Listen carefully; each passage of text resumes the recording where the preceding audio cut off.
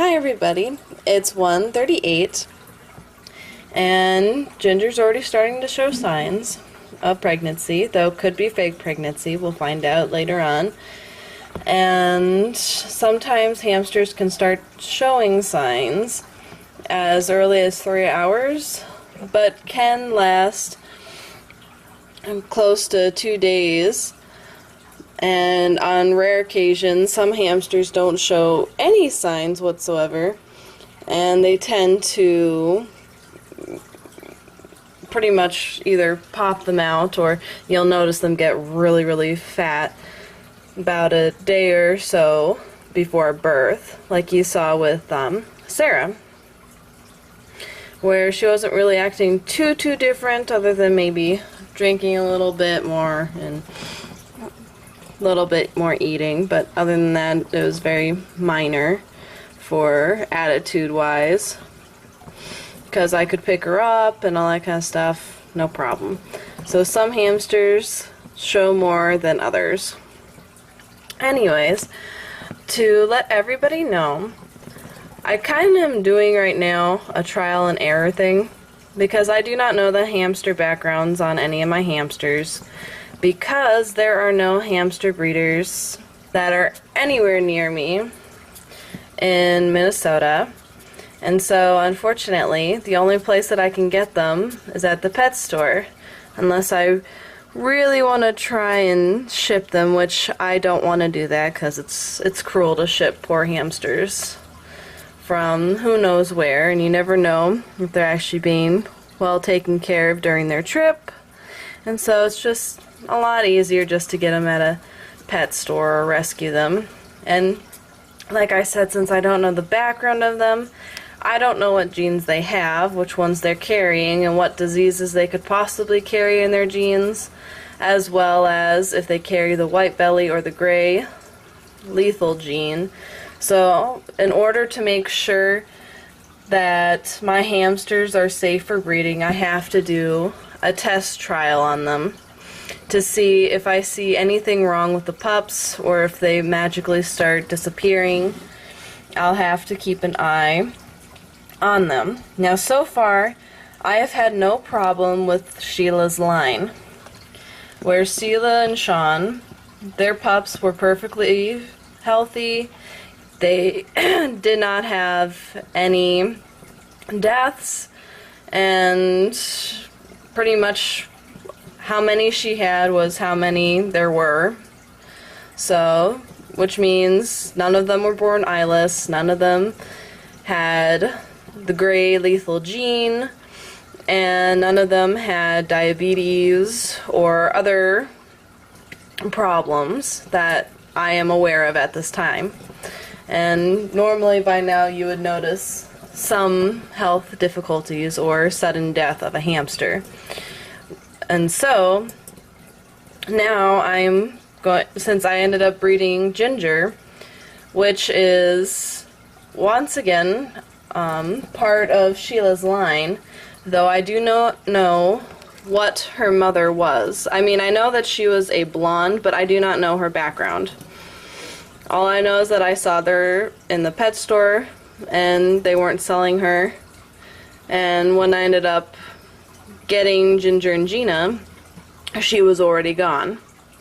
So I couldn't get the backgrounds on how many pups there were, if any of them had shown any signs of missing limbs or otherwise, because the pet store does not keep track, because obviously their hamsters that they sometimes get in are not tame, because they rely on breeders, and if they do not get breeders, which sometimes they breed the hamsters and obviously the hamster owner doesn't really want them, so they give them to the pet store. They're not really breeders, but breeders are very hard to come across. Even though we make absolutely no money, we do it just for the fun of it, we still have difficulties on finding actual breeders.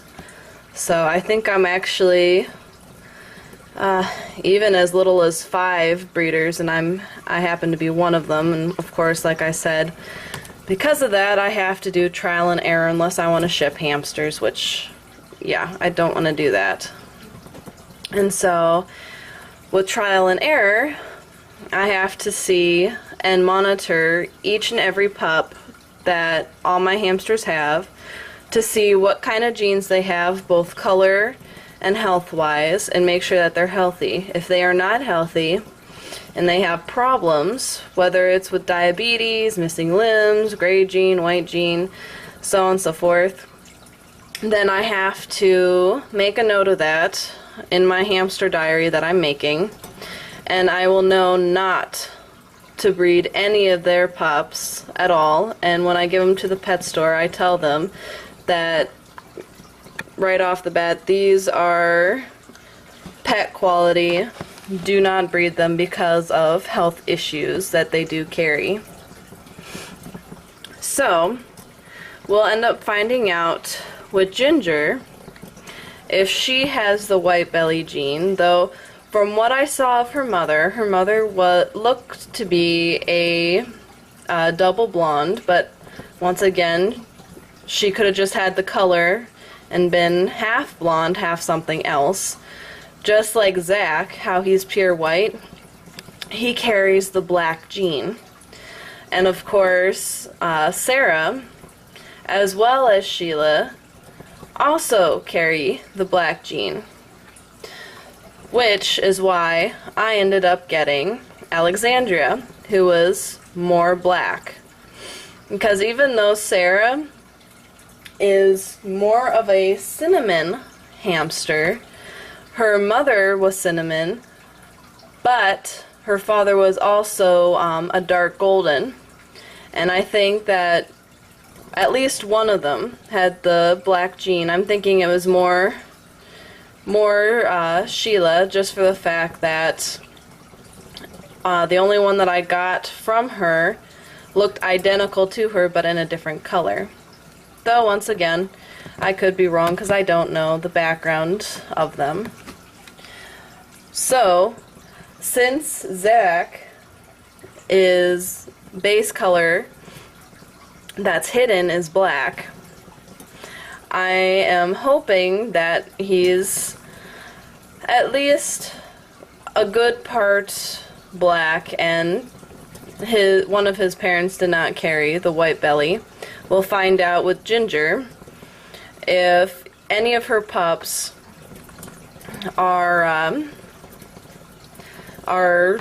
disabled by any means, since I keep very tight track when they have them, how many they are, and what they look like and stuff.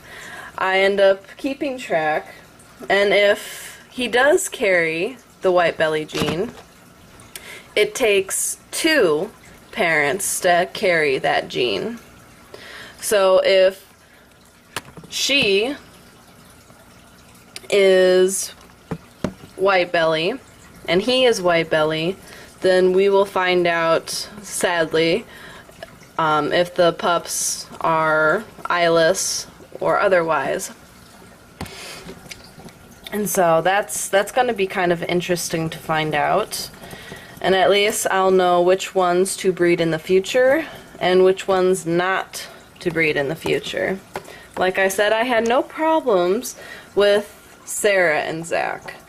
So if I find out that Ginger has no problems with her pups being eyeless, that I know for a fact that Zack does not carry the white belly gene, just for the fact that I did him with 2 hamsters and still did not have that problem, since I do not know, like I said for a fact, if Gina's mother carried the gene or not. Once again, I do not want to ship my hamsters, and even then, 99% of breeders do not ship their hamsters due to the fact that they get extremely stressed.